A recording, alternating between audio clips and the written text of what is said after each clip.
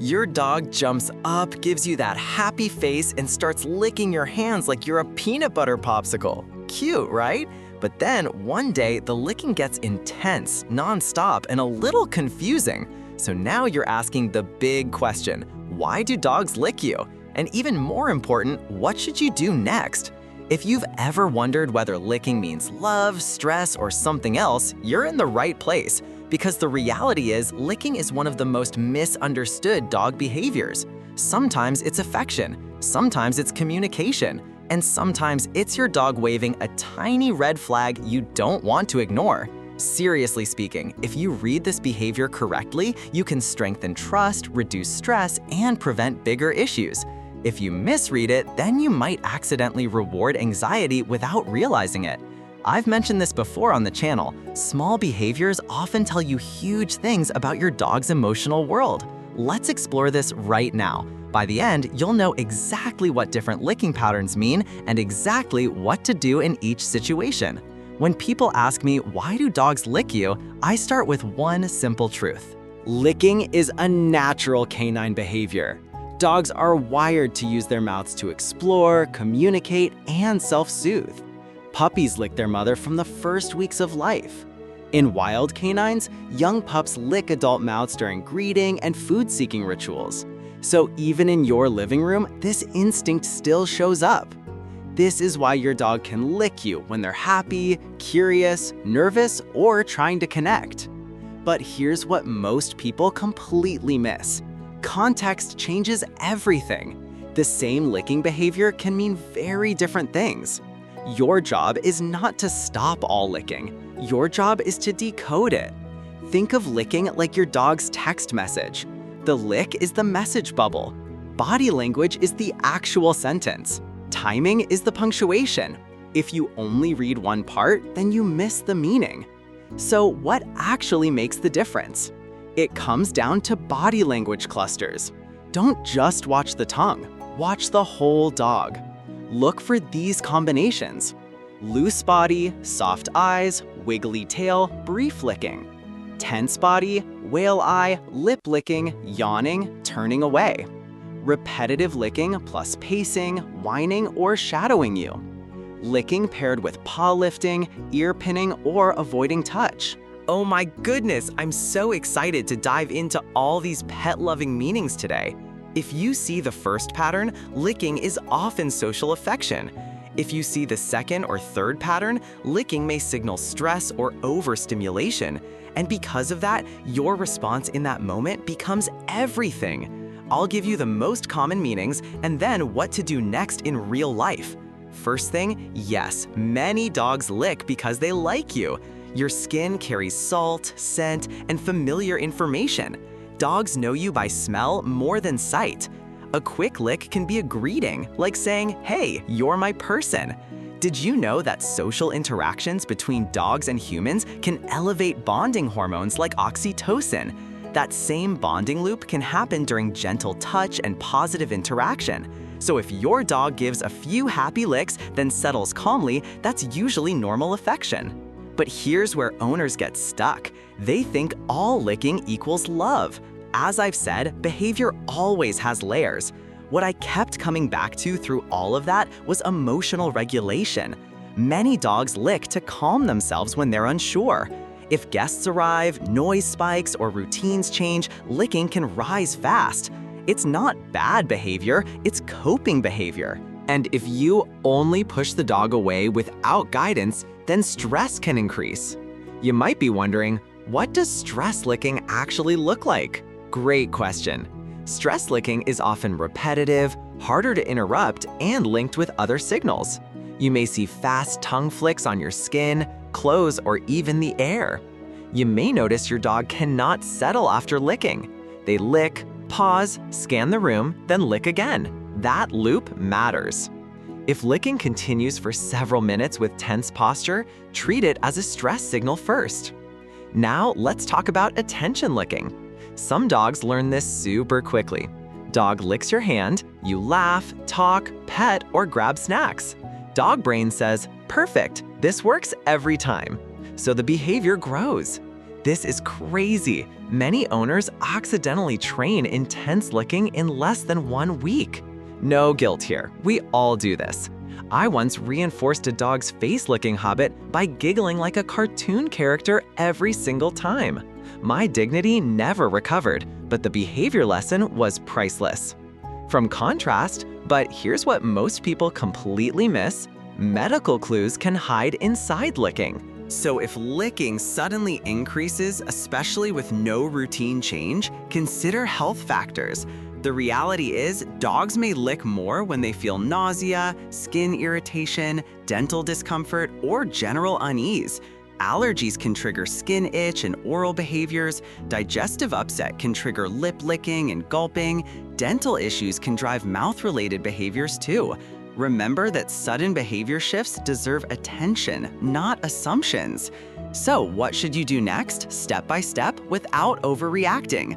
Use this practical framework. I call it pause, read, redirect. Pause. Don't punish the lick instantly. Punishment can suppress communication. If your dog can't communicate safely, then stress can leak into other behaviors. Take 1 breath, observe first. Read, scan body language and environment. Ask, what happened right before licking started? Is the body loose or tense? Is this brief greeting or repetitive loop? Did this begin suddenly in recent days? Quick tip, keep a 7-day note on licking time, triggers, and duration. Patterns become obvious fast. Redirect.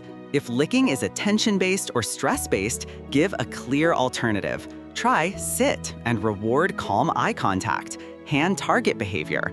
Go to mat cue with treats. Lick safe enrichment like a frozen food toy. You are not just stopping licking. You are teaching a better coping strategy, and because of that, training consistency becomes everything. If one person allows face licking and another scolds it, your dog gets mixed signals. Mixed signals create persistence. Persistence frustrates everyone. Set a household rule. For example, hands okay for brief licks, face not okay. Calm behavior earns petting. Simple rules create faster learning. Now let's handle the big one. What if your dog licks your face constantly? If you allow it occasionally, that's your choice, but hygiene matters. Dogs explore the world with their mouths, so if you prefer no face licking, train that boundary kindly. Use this sequence. Before greetings, ask for sit. Reward with chest scratches, not face access. If licking starts, stand up and pause attention for 5 seconds. Re-engage when paws are grounded and tongue is calm. This is why neutral consistency beats emotional reactions. No yelling, no drama, just clear outcomes. From question, so what actually makes the difference? It comes down to timing. Reward what you want within 1 to 2 seconds. Interrupt unwanted licking by removing attention briefly, then offering an alternative. If you wait too long, your dog links the reward to the wrong behavior. That tiny timing window is incredibly important. Not only that, but mental enrichment lowers excessive licking in many dogs. A bored brain seeks stimulation. Sometimes your arm becomes the activity center. So build a daily structure. Sniff walk with decompression time. Short training sessions, 5 minutes each. Chew opportunities, food puzzles, rest periods after excitement. If your dog's needs are met, then repetitive licking often drops naturally. What about rescue dogs or anxious dogs? I'm glad you asked. For sensitive dogs, licking can be a major attachment behavior. They may lick more when you move away, grab keys, or shift rooms. In that case, work on independence gradually. Try, settle on mat while you take 2 steps away. Return and reward calm. Increase distance slowly. Pair departures with long-lasting enrichment. This builds confidence without forcing separation too fast. What I kept coming back to through all of that was this: licking is feedback. If your dog is licking more, your plan needs adjustment. Maybe exercise is low, maybe household energy is chaotic, maybe your cues are unclear, maybe there's early medical discomfort. The lick itself is not the enemy, it's information. Now let's make this ultra practical with a fast decision guide. When your dog licks you, run this checklist. If licking is brief, relaxed, social smile, redirect to a cue, reward calm behavior, move on. If licking is intense, repetitive, tense, reduce stimulation, increase distance from trigger, give a calming alternative, track frequency. If licking is new, sudden, persistent, schedule a vet check, bring your behavior notes, rule out health contributors first. Remember that behavior and health are connected. Rule out medical factors before labeling a behavior problem. But the surprise is, your reaction can either increase or decrease licking within days. If licking gets attention every time, it will usually increase. If calm behavior gets attention every time, calm behavior grows. This is basic learning science. Reinforced behavior repeats. Ignored behavior without alternatives often transforms into a new unwanted habit.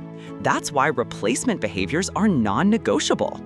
Did you know that many trainers use incompatible behaviors to solve licking fast? An incompatible behavior is one your dog cannot do while licking.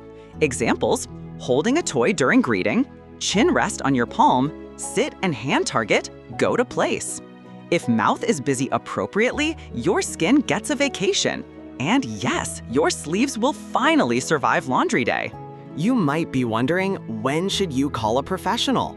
Call your vet or certified trainer if licking interferes with sleep or daily routines. Licking is paired with anxiety signs. Licking appears with digestive changes. Licking escalates despite consistent training for 2 to 3 weeks. Early support is smart pet parenting, not failure. As I've said, the goal is not a robot dog. The goal is clear communication and emotional safety. Some licking is totally normal. Excessive licking is useful data. If you read that data well, then your dog feels understood. And when dogs feel understood, behavior improves faster than most people expect. So what's the bottom line? If you ask why do dogs lick you, there is no one-size-fits-all answer. It can mean affection, it can mean attention-seeking, it can mean stress, it can signal discomfort. Your next move depends on context, body language, and pattern. And because of that, observation becomes your superpower. Now I want to hear from you. What kind of licking does your dog do most? Greeting licks, stress licks, or human popsicle licks? Drop your answer in the comments and I'll help you decode it. If this helped you understand why dogs lick you, share this video with another dog parent. And if you want more science-backed behavior breakdowns, subscribe to Pawsitive Pet Place right now. Remember that small behavior clues create big relationship wins. So start the 7-day licking log today. Apply one redirect method and watch what changes. Your dog is communicating. Now you know how to answer.